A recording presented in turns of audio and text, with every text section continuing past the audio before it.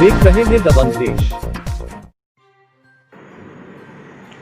छिंदवाड़ा जिले के विगत माह अगस्त सितंबर अतिवृष्टि से फसल मवेशियों को भारी नुकसान के मुआवजे की मांग को लेकर आक्रोशित किसानों ने विधायक विजय चौरे के नेतृत्व में आम सभा पर रैली निकालकर सौंसर एसडीएम को मुख्यमंत्री शिवराज सिंह के नाम ज्ञापन सौंपा। बारिश ज्यादा होने से किसानों की सभी फसलें खराब हो गईं। ऐसे में उनके सामने रोजी रोटी का संकट खड़ा हुआ। कांग्रेस के विजय चौरे, अन्य पारढूना विधायक नीलेश उइके, हर्रई विधायक कमलेश शाह समेत बड़ी संख्या में किसानों को इकट्ठा करके आम सभा को संबोधित कर शिवराज सरकार पर जमकर हमलावर हुए और अपनी मांगों को लेकर रैली के रूप में एसडीएम कार्यालय पहुंचे और एसडीएम कुमार सत्यम को ज्ञापन सौंपा। कांग्रेसियों ने कहा कि प्रदेश में अतिवृष्टि और कोरोना काल में किसानों को काफी नुकसान हुआ है, जिससे किसानों की स्थिति आत्महत्या करने जैसी हो गई है, जिसको लेकर हमने किसानों की मांगों को लेकर शिवराज सरकार के नाम एसडीएम को ज्ञापन दिया। उधर सौंसर पूर्व विधायक नाना भाऊ मोहोड ने एक बयान जारी करते हुए कहा कि प्रदेश के मुख्यमंत्री शिवराज सिंह चौहान ने हमेशा किसान हित में बारे में सोचकर कार्य किया है। वर्तमान समय भी भाजपा सरकार द्वारा किसानों को फसल क्षतिपूर्ति का 8 करोड़ 22 लाख रुपए 2 दिन में खातों में ट्रांसफर होना शुरू हो जाएगा। वहीं मवेशियों की मौत की क्षतिपूर्ति लगभग 2 करोड़ 20 लाख किसानों के खाते में पहुंच चुकी है। शिवराज सरकार ने हमेशा किसानों के उत्थान और सहभागिता कि भैया पटवारी जी सर्वे अच्छे से करना, किसान के साथ न्याय होना चाहिए। उसकी 100% फसल खराब हुई है, उसका 100% ईमानदारी से निकलना। भैया मैंने क्या गलत बोला? पटवारी संघ ने विजय चौरे के खिलाफ एक ज्ञापन दिया कलेक्टर साहब को। क्या ज्ञापन? कि सौंसर का विधायक हमको धमका रहा है, इसलिए कि भैया मुआवजा ज्यादा लिखो। मैंने क्या गलत बोला पटवारी जी? अरे मुआवजा ज्यादा लिखो। मैं कहूंगा अगर किसानों की आवाज उठाना और किसानों की बात रखना पाप है तो ये पाप मैं जीवन भर करूंगा। किसान परेशान है। आज किसान कोरोना में पिट गया, ऊपर से बाढ़ पीड़ित में पिट गया। हमने देखा हमारा एक युवराज क्या नाम था? सूर्यभान राजने, हिवरा का रहने वाला किसान, उस किसान को ब्रेन हेमरेज हुआ। क्यों हुआ? उस किसान को सदमा लगा।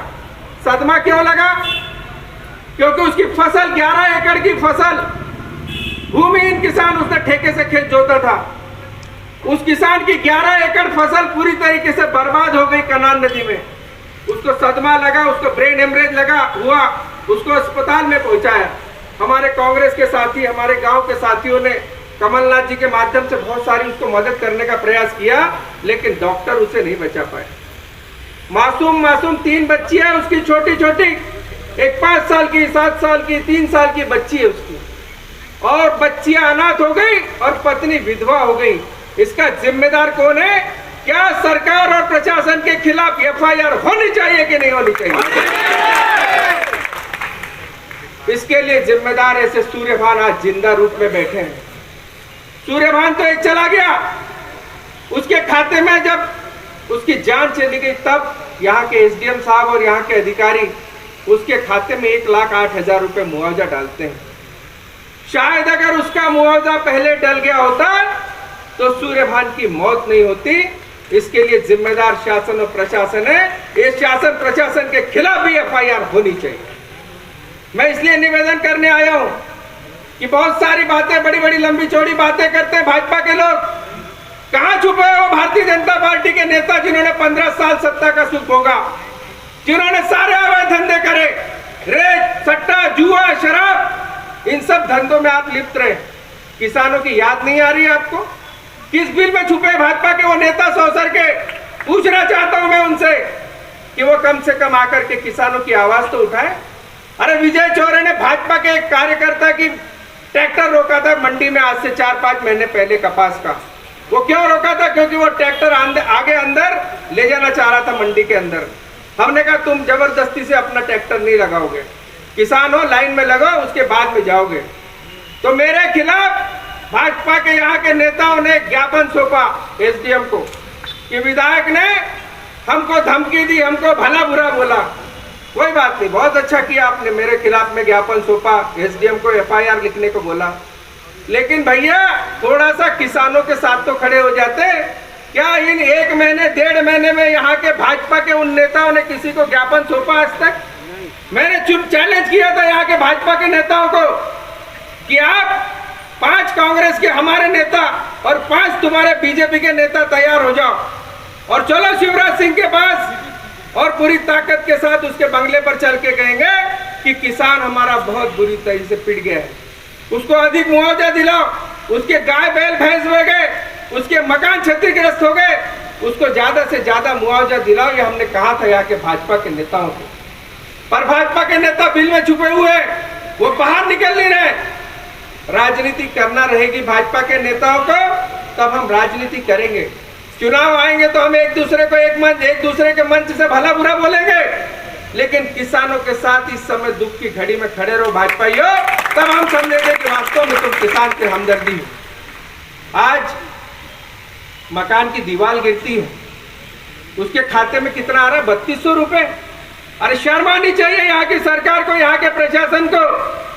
एक ट्रैक्टर रेत ईंटों का लेने जाओगे तो 12,000 का ईंट का ट्रैक्टर आता है, एक ट्रैक्टर रेत लेने जाओगे तो 5,000 की रेत आ रही है, और आप 3,000 और 3200 रुपए फेंक के मार रहे हो उस गरीब आदमी को। अरे कमलनाथ जी मुख्यमंत्री थे, आमला, कुटुंबा, नौथल और सीतापुर पांगड़ी के लोग यहाँ बैठे हैं। दिसंबर महीने में बहुत भारी ओले गिरे थे। ओले गिरने के बाद आमला में जो कवेलू थे, कवेलू खपरे, वो किसानों के मजदूरों के पूरे फूट गए, बुरी तरीके से फूट गए।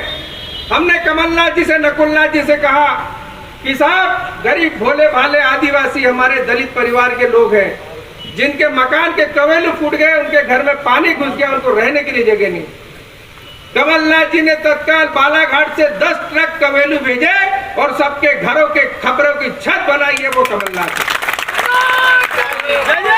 और केवल कमलनाथ जी ने खपरे नहीं दिए, 15-15 हजार रुपए उनके खातों में डाले। आज हमारे आमला के माताएं बहनें भाई बहन बैठे हैं, वो गवाह है।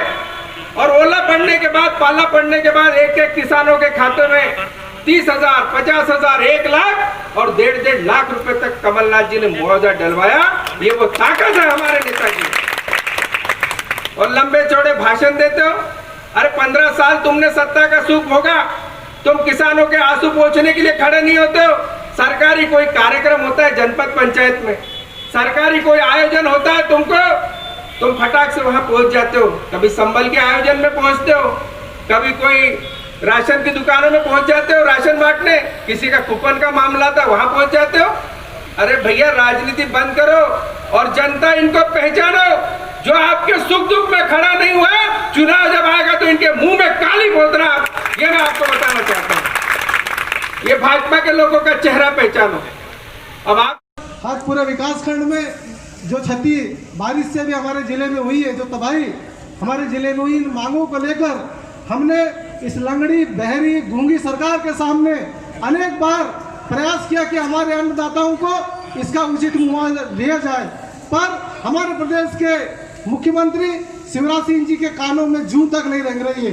मैं आज इन किसान भाइयों, आप सबके माध्यम से सरकार से कहना चाहता हूं, जो तबाही हमारे जिले में अभी तक हुई है, इन हमारे अन्नदाता भाइयों बहनों को उचित मुआवजा दिया जाए। यदि आने वाले समय में सरकार ने हमारी मांगों को नहीं सुनी तो हम पूरे जिला स्तर पर हर विधानसभा में ईंट से ईंट बजाने का काम सरकार से करेंगे।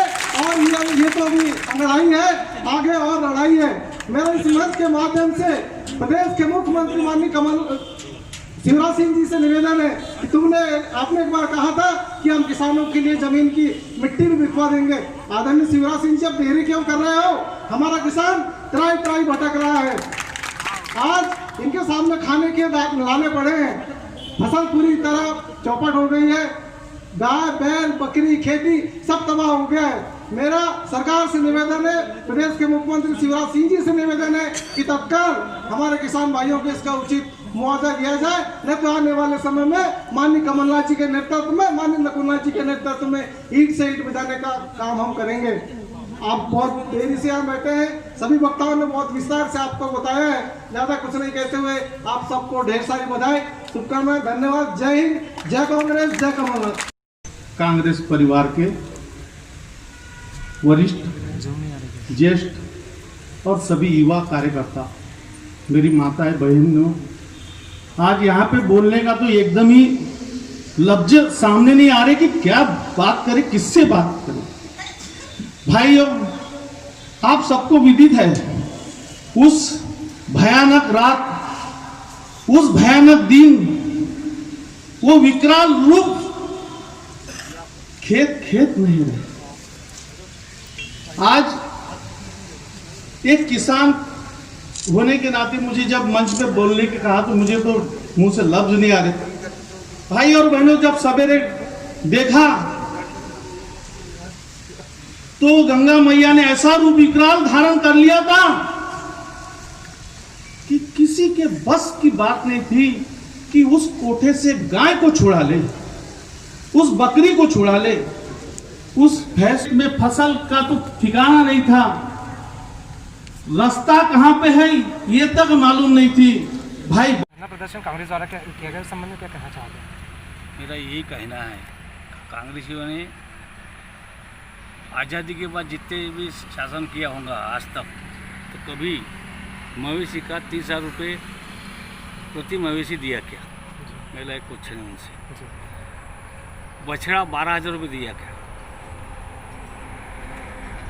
और मेरे यहाँ सौसर में करीब करीब 2 करोड़ 20 लाख रुपए मवेशी के किसानों के खाते में चले गए।